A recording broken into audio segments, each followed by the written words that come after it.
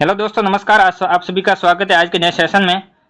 आज के क्लास का पहला क्वेश्चन ले चलते हैं। आज का पहला क्वेश्चन दे रखा है कि धातुओं में होने वाली अभिक्रिया किस प्रकार की होती है? भौतिक अभिक्रिया, रासायनिक अभिक्रिया, दोनों या एक नहीं? जल्दी से कमेंट के माध्यम से आंसर बता दीजिए कि धातुओं में होने वाली अभिक्रिया किस प्रकार की होती है। भौतिक अभिक्रिया क्या होती है? जिसमें आकार, आकृति या अवस्था परिवर्तित होते हैं, वो एक भौतिक अभिक्रिया होती है। जैसे बर्फ का पिघलना, बर्फ का पिघलना वो एक प्रकार की क्या होती है? भौतिक अभिक्रिया। ठीक है। रासायनिक अभिक्रिया क्या होती है? जैसे पदार्थ का नए पदार्थ का निर्माण होता है, जैसे कागज का जलना, ये एक रासायनिक अभिक्रिया है। धातुओं में जंग लगना, वो भी क्या है? रासायनिक अभिक्रिया। तो इसका राइट आंसर क्या हो जाएगा? रासायनिक अभिक्रिया। ठीक है। चलते हैं आज के अगले क्वेश्चन की तरफ। अगला दे रखा है कि बादल किससे बनते हैं? वाष्पीकरण के द्वारा, वाष्पोत्सर्जन के द्वारा, द्रवण के द्वारा या ऊर्ध्वपतन के द्वारा? जल्दी से कमेंट के माध्यम से आंसर बता दीजिए कि बादल किससे बनते हैं। तो इसका राइट आंसर क्या आ जाएगा? द्रवण। ठीक है। सी ऑप्शन बताने वाले सभी विद्यार्थी का आंसर राइट है। ऊर्ध्वपतन क्या था? ठोस का यदि गैस में सीधा परिवर्तित होता है, वो ऊर्ध्वपतन होता है, ठोस का गैस में बदलना। ठीक है। वाष्पोत्सर्जन क्या होता है? पत्तियों में वाष्प के रूप में पानी का उड़ना। ठीक है। गर्मियों के दिनों में पत्तियों से वो पानी वाष्प के रूप में उड़ता है, वो होती वाष्पोत्सर्जन। ठीक है।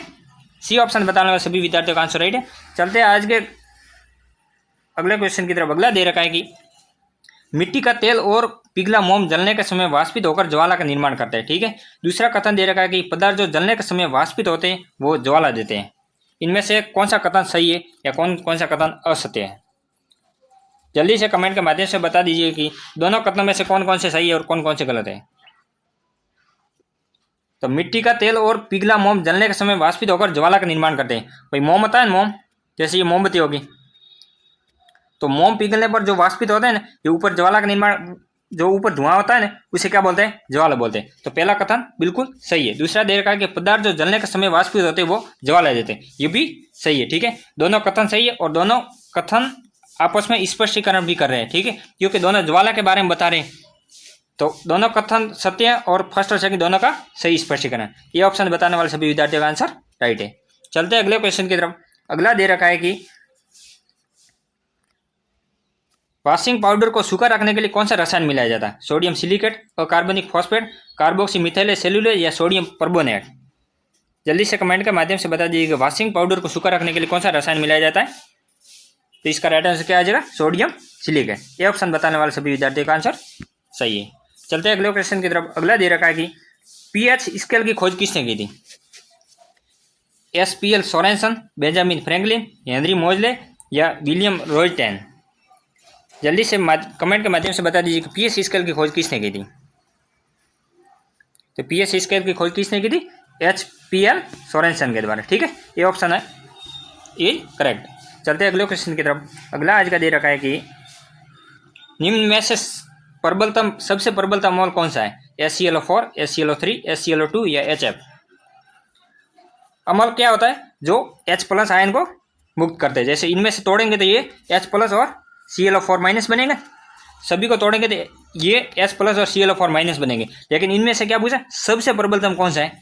चारों में से बताना कि सबसे प्रबलतम अमल कौन सा है। तो इसका राइट आंसर क्या आ जाएगा? ए, HClO4। ये ऑप्शन बताने वाले सभी विद्यार्थियों का आंसर करेक्ट है। चलते अगले क्वेश्चन की तरफ। अगला दे रखा है कि प्राकृतिक गैस का मुख्य अवयव क्या है? मीथेन, इथेन, प्रोपेन या ब्यूटेन? मीथेन का यदि रासायनिक सूत्र पूछे तो क्या है? CH4। इथेन का क्या होगा? C2H6। ठीक है। प्रोपेन का क्या होता है? C3H8। ब्यूटेन का क्या होगा? C4H10। ठीक है। तो यदि इनमें से क्या पूछा? प्राकृतिक गैस का मुख्य अवयव क्या है? तो प्राकृतिक गैस का मुख्य अवयव क्या है? मीथेन। ये ऑप्शन बताने वाले सभी विद्यार्थियों का आंसर सही है। ठीक है। चलते अगले क्वेश्चन की तरफ। अगला दे रखा है कि सीएनजी के बारे में गलत कथन कौन कौन से है? ये पेट्रोल की तुलना में पर्यावरण में अनुकूलन है, बिल्कुल सही बात है। सीएनजी को क्यों लाया गया था? भाई पेट्रोल ज्यादा वातावरण में धुआं फैला रहा था। ठीक है। तो पेट्रोल की तुलना वातावरण में अनुकूलन, बिल्कुल सही है। ठीक है। इसमें क्या पूछा? गलत कथन का पूछा। ठीक है। दूसरा दे रखा है कि सीएनजी का स्वतः प्रज्वलन ताप पेट्रोल से ज्यादा होता है, ये भी सही बात है। सीएनजी जल्दी जल्दी है पेट्रोल की तुलना में। ठीक है। तो ये भी सही है। तीसरा दे रखा है कि समान आयतन के लिए सीएनजी संग्रहण टैंक का आयतन एलपीजी संग्रहण टैंक की तुलना में कम होता है। ये देखो गलत दे दिया। ठीक है। सीएनजी अपन किस में भरते हैं? सिलेंडर में भरते हैं। ठीक है। तो इसका आयतन ज्यादा होता है, वॉल्यूम ज्यादा होगा। अब सिलेंडर है, सिलेंडर का वॉल्यूम भाई गैस तो वॉल्यूम में वहाँ पे जाती है ना, तो वॉल्यूम क्या होगा, कम नहीं होगा, वॉल्यूम ज़्यादा होगा। ठीक है। चौथा दे रखा है कि सीएनजी हवा की तुलना में हल्की होती है, ये भी सही है। गलत कौन सा कथन कौन सा है, सी ऑप्शन बताने वाले सभी विद्यार्थियों का आंसर करेक्ट है। चलते हैं अगले क्वेश्चन की तरफ। अगला दे रखा है कि कार्बन का कौन सा अपरूप दृढ़ त्रिविम संरचना के रूप में होता है, 3D के रूप में कौन सा होता है। कार्बन का ऐसा कौन सा अपरूप जो 3D स्ट्रक्चर के रूप में होता है, ग्रेफाइट, फ्लोरीन, हीरा या काजल। जल्दी से कमेंट के माध्यम से बता दीजिए कि कार्बन का ऐसा कौन सा अपरूप जो दृढ़ त्रिविम संरचना के रूप में होता है। तो इसका राइट आंसर क्या हो जाएगा, हीरा। सी ऑप्शन बताने वाले सभी विद्यार्थियों का आंसर करेक्ट है। चलते हैं अगले क्वेश्चन की तरफ। अगला दे रखा है कि मानव आंख में लेंस किस प्रकार का होता है, उत्तल लेंस, अवतल लेंस, कभी उत्तल होता है या कभी अवतल। इनकी प्रकृति व्यक्ति की आयु पर निर्भर करती है। भाई मानव के आंख में कौन सा लेंस होता है, उत्तल लेंस किस प्रकार का होता है, ये एक उत्तल लेंस है। और अवतल लेंस किस प्रकार का होता है, ये एक अवतल लेंस है। ठीक है। तो भाई बता दीजिए कि मानव के आंख में किस प्रकार का लेंस होता है। तो मानव के आंख में किस प्रकार का लेंस होता है, उत्तल लेंस। ठीक है। ये ऑप्शन बताने वाले सभी विद्यार्थियों का आंसर सही है। चलते हैं अगले क्वेश्चन की तरफ। अगला क्वेश्चन दे रखा है कि किस रंग के प्रकाश की साल प्रकाश कांच में न्यूनतम होती है, लाल, बैंगनी, हरा या नारंगी। जल्दी से कमेंट के माध्यम से आंसर बता दीजिए, किस रंग के प्रकाश की साल कांच में न्यूनतम होती है।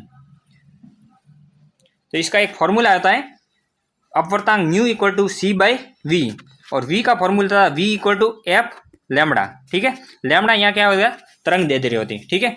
जिसकी तरंग दैर्ध्य ज़्यादा होगी, जिसका तरंग दैर्ध्य ज़्यादा होगी उसकी चाल ज़्यादा होगी, और जिसकी चाल ज़्यादा होगी उसका अपवर्तनांक कम होगा। ठीक है। तो इसमें क्या पूछा है कि साल कांच में न्यूनतम होती है, तो कम पूछा है, मतलब ये वी एन चाल होती है वेलोसिटी, तो वेलोसिटी कम मतलब तरंग दैर्ध्य कम। तो इनमें से तरंग दैर्ध्य कम किसकी है, जल्दी से इस चारों में से बता दीजिए कि तरंग दैर्ध्य कम किसकी है। आपने पढ़ा होगा विबग्योर, VIBGYOR, ये होता है ना 7 रंग, विबग्योर। ठीक है। इंद्रधनुष में 7 रंग होता है ना विबग्योर। तो इनमें से साल सबसे कम किसकी होती है, तो साल सबसे कम किस में होगी, बैंगनी में। ठीक है। बी ऑप्शन बताने वाले सभी विद्यार्थियों का आंसर राइट है। यहाँ जो भी विद्यार्थी बैंगनी आंसर बता रहे वो सभी सही बता रहे हैं। ठीक है। चलते हैं अगले क्वेश्चन की तरफ। अगला दे रखा है कि जब हम समतल दर्पण को देखते हैं तो हमें अपने शरीर का प्रतिबिंब दिखाई पड़ता है, इसका कारण है अपवर्तन के द्वारा, विवर्तन के द्वारा, ध्रुवण के द्वारा या परावर्तन के द्वारा। जब हम कांच के सामने खड़ा होते हैं तो वो वापिस हमारे प्रतिबिंब दिखाई देते हैं, वो किसकी वजह से होता है।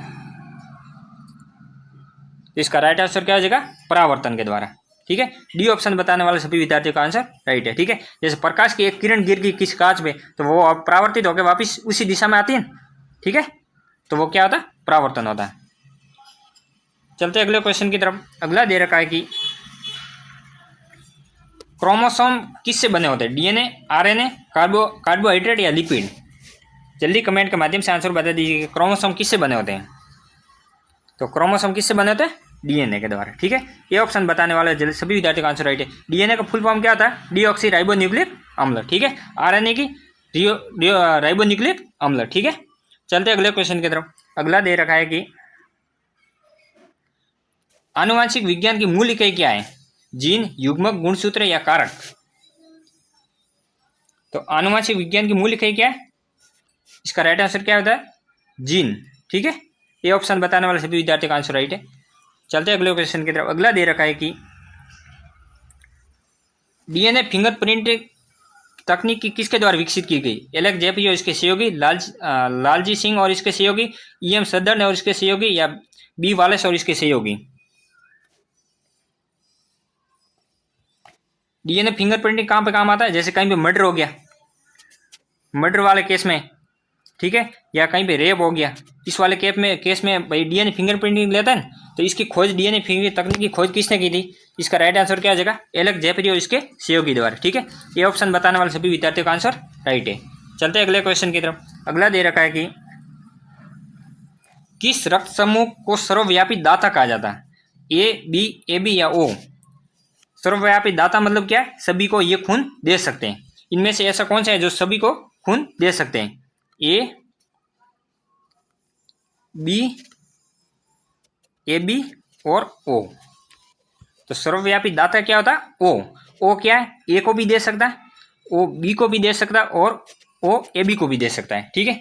तो ओ सर्वदाता होता है। यदि सर्वग्राही होते हैं, मतलब सभी के पास से ले सकता है, तो वो कौन सा था? ए बी होता है।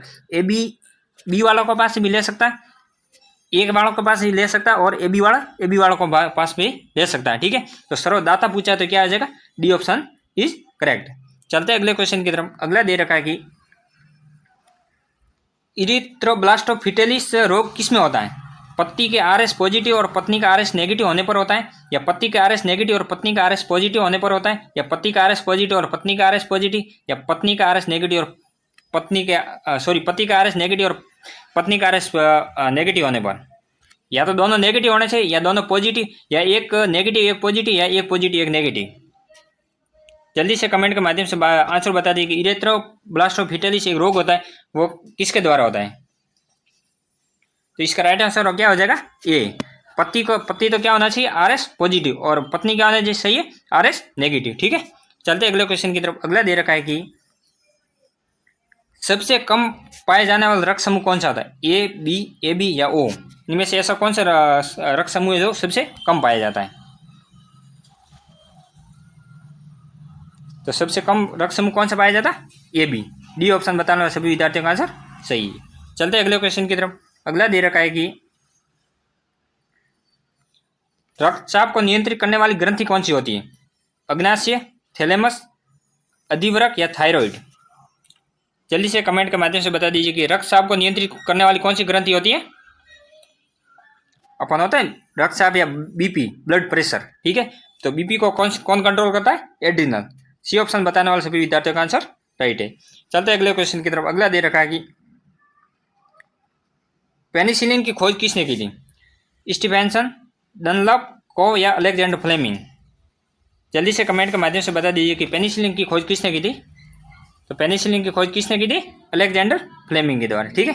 डी ऑप्शन बताने वाले सभी विद्यार्थियों का आंसर राइट है। चलते अगले क्वेश्चन की तरफ। अगला दे रखा है कि जीवाणु शिलेजा से कौन सा रोग होता है? यौन रोग, दस्त, क्षय रोग या कुष्ठ रोग? तो एक जीवाणु होता है शिलेजा, तो इसके द्वारा कौन सा रोग होता है? दस्त, ठीक है। बी ऑप्शन बताने वाले सभी विद्यार्थियों का आंसर राइट है। चलते अगले क्वेश्चन की तरफ। अगला दे रखा है कि टाइफाइड के कारण होता है। टाइफाइड किससे होता है? विषाणु के द्वारा, जीवाणु के द्वारा, कवक के द्वारा या परजीवी के द्वारा? जल्दी से कमेंट के माध्यम से बता दीजिए कि टाइफाइड फैलता है वो किससे होता है? तो टाइफाइड किससे होता है? जीवाणु के द्वारा। उस जीवाणु का नाम क्या है? साल्मोनेला टाइफी, ठीक है। साल्मोनेला टाइफी, ठीक है। तो टाइफाइड एक जीवाणु जनित रोग है, ठीक है।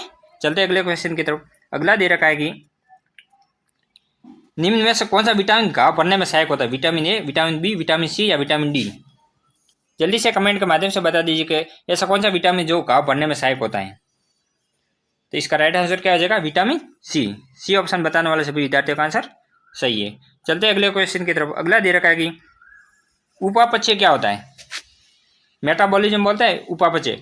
जैव अणुओं का संश्लेषण, जैव अणुओं का टूटना, जैव अणुओं का संश्लेषण या टूटना दोनों, या जैव अणुओं का पुनर्गठन? तो उपापचय क्या है?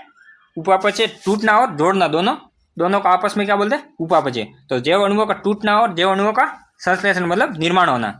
सी ऑप्शन बताने वाले सभी विद्यार्थियों का आंसर सही है। इसमें दोनों प्रकार का होता है। उपापचय में टूटते भी है अणु, जैसे ए बी कोई अणु है तो ए प्लस बी ये दोनों अणु टूट जाएंगे और वापिस इस अणुओं का निर्माण होना। इस दोनों का आपस में क्या बोलेंगे? उपापचय, ठीक है। चलते अगले क्वेश्चन की तरफ। अगला दे रखा है कि एंजाइम होते हैं प्रोटीन, खनिज, वसामल या तेल। तो एंजाइम क्या होता है? एंजाइम का प्रकृति क्या होती है? प्रोटीन, ठीक है। ये ऑप्शन बताने वाले सभी विद्यार्थियों का आंसर सही है। चलते अगले क्वेश्चन की तरफ। अगला दे रखा है कि साल्मोनेला और माइकोबैक्टीरियम के कारण क्रमशः जवर संबंधी विकारों में शामिल है रोटावायरस, दस्त और HIV, यस्मा या आंत्र जवर। HIV और रोटावायरस, दस्त या आंत्र जवर, यस्मा। साल्मोनेला और माइकोबैक्टीरियम के द्वारा कौन सा जवर विकार होते हैं? तो इसका राइट आंसर क्या आ जाएगा? आंत्र जवर और यस्मा। डी ऑप्शन बताने वाले सभी विद्यार्थियों का आंसर राइट है। चलते अगले क्वेश्चन की तरफ। अगला दे रखा है कि पारिस्थितिक तंत्र में निम्न से कौन से दो घटक हैं? पादप और जंतु, पेड़ और खरपतवार, जैविक और अजैविक या भूमि और जल? जल्दी से कमेंट के माध्यम से बता दीजिए कि पारिस्थितिक तंत्र में निम्न में से कौन से दो महत्वपूर्ण घटक काम आते हैं? तो इसका राइट आंसर क्या हो जाएगा? जैविक और अजैविक। सी ऑप्शन बताने वाले सभी विद्यार्थियों का आंसर राइट है। चलते हैं अगले क्वेश्चन की तरफ। अगला दे रखा है कि ओजोन हमारी रक्षा करता है अवरक्त किरणों से, पराबैंगनी किरणों से, कॉस्मिक किरणों से या प्रकाश किरणों से। तो ओजोन हमारी रक्षा किससे करता है, किस प्रकार की किरणों से करता है, पराबैंगनी किरणों, ठीक है। यूवी इंग्लिश में बोलेंगे तो अल्ट्रा वायरस, ठीक है। यूवी किरणों से हमारी रक्षा करता है, ठीक है। जो डीएनए की क्षति पहुंचाते भाई, ओजोन परत नहीं होगी तो डीएनए हमारे क्षति पहुंचेगी। डीएनए की क्षति पहुंचने से आनुवंशिक परिवर्तन होंगे तो कई प्रकार की डिजीज हो जाएगी, बीमारियां हो जाएगी, ठीक है। चलते अगले क्वेश्चन की तरफ। अगला दे रखा है कि औद्योगिक अपशिष्ट द्वारा जल के प्रदूषण को नियंत्रण करने के लिए निम्न में से खरपतवारों में से कौन सा उपयोगी होता है? हाथी घास, जलकुंभी, पार्थेनियम या जल धनिया। जल्दी से कमेंट के माध्यम से बता दीजिए कि औद्योगिक अपशिष्ट में जल प्रदूषण को नियंत्रित करने के लिए निम्न में से कौन सा खरपतवार उपयोग किया जाता है? तो इसका राइट आंसर क्या आ जाएगा? जलकुंभी, ठीक है। बी ऑप्शन बताने वाले सभी विद्यार्थियों का आंसर राइट है। चलते अगले क्वेश्चन की तरफ। अगला दे रखा है कि इंसान को चंद्रमा पर ले जाने वाला प्रथम अंतरिक्ष यान कौन सा था? हीलियम बी, लूना 9, एपोलो 11 या एपोलो फर्स्ट। जल्दी से कमेंट के माध्यम से बता दीजिए कि इंसान को चंद्रमा पर ले जाना प्रथम अंतरिक्ष यान कौन सा था? एपोलो 11, ठीक है। सी ऑप्शन बताने वाले सभी विद्यार्थियों का आंसर सही है। चलते अगले क्वेश्चन की तरफ। अगला दे रखा है कि नैनो टेक्नोलॉजी के जनक किसे कहा जाता? Nikola Tesla, Richard Feynman, Linus Pauling या आर्थर वेनबर्ग। जल्दी से कमेंट के माध्यम से बता दीजिए कि नैनो टेक्नोलॉजी का जनक किसे कहा जाता है? तो इसका राइट आंसर क्या आ जाएगा? रिचर्ड फेमन, ठीक है। बी ऑप्शन बताने वाले सभी विद्यार्थियों का आंसर सही है। चलते अगले क्वेश्चन की तरफ। अगला दे रखा है कि निम्न में से कौन सी तरंग सामान्य टीवी के रिमोट कंट्रोल द्वारा उपयोग ली जाती है? रेडियो तरंगे, पराबैंगनी, अवरक्त या अल्ट्रासोनिक तरंगे। जल्दी से कमेंट के माध्यम से बता दीजिए कि टीवी का रिमोट कंट्रोल होता है ना, उसमें किस प्रकार की तरंगे काम में यूज भाई आती हैं? तो टीवी के रिमोट कंट्रोल में किस प्रकार की तरंगे होती है? अवरक्त तरंगे, ठीक है। सी ऑप्शन बताने वाले सभी विद्यार्थियों का आंसर राइट है। चलते अगले क्वेश्चन की तरफ। मिर्च में तीखापन किसकी उपस्थिति के कारण होता है? लाइकोपिन, कैप्साइसिन, कैरोटीन या एंथोसाइनिन। जल्दी से कमेंट के माध्यम से बता दीजिए कि जो मिर्च में तीखापन होता है वो किसकी वजह से होता है? तो इसका राइट आंसर क्या आ जाएगा? कैप्साइसिन। बी ऑप्शन बताने वाले सभी विद्यार्थियों का आंसर राइट है। चलते अगले क्वेश्चन की तरफ। अगला दे रखा है कि लौंग जो आमतौर पर इस्तेमाल किया जाने वाला एक मसाला होता है, ठीक है, ये किससे प्राप्त किया जाता है? तना, जड़, फूल की कली या फल। जल्दी से कमेंट के माध्यम से बता दीजिए कि जो एक मसाला के रूप में लौंग यूज किया जाता है वो किससे, पादप के कौन से भाग से प्राप्त किया जाता है? तो इसका राइट आंसर क्या हो जाएगा? फूल की कली के द्वारा, ठीक है। सी ऑप्शन बताने वाले सभी विद्यार्थियों का आंसर सही है। चलते अगले क्वेश्चन की तरफ। अगला दे रखा है कि टमाटर में लाल रंग किसके कारण होता है? कैप्साइसिन, एंथोसाइनिन, जेंथोफिल या लाइकोपिन। जल्दी से कमेंट के माध्यम से आंसर बता दीजिए कि टमाटर में जो लाल रंग होता है वो किसकी वजह से होता है? तो इसका राइट आंसर क्या आ जाएगा? लाइकोपिन, ठीक है। चल, धन्यवाद। यदि आज की क्लास पसंद आई हो तो एक बार चैनल को लाइक करना, सब्सक्राइब करना और अपने दोस्तों के साथ शेयर कर देना। धन्यवाद।